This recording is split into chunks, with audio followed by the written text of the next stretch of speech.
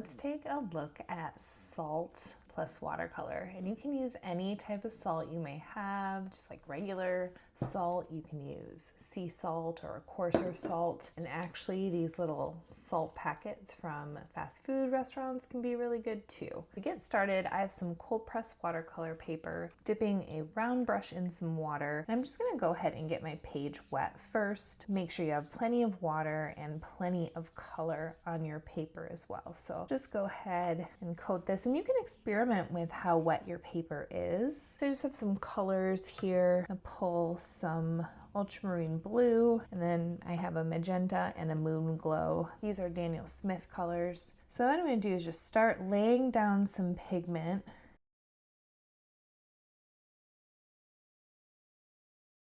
Let's try out some of the different salts.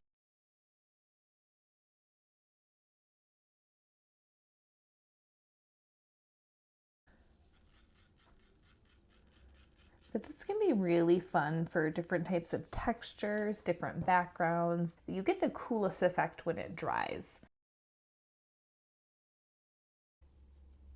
This is the salt from the restaurant, just kind of sprinkling some of that in. This is a little bit finer, so it can be kind of interesting just trying the different types of salt, and then we'll go ahead and let this dry and check it out.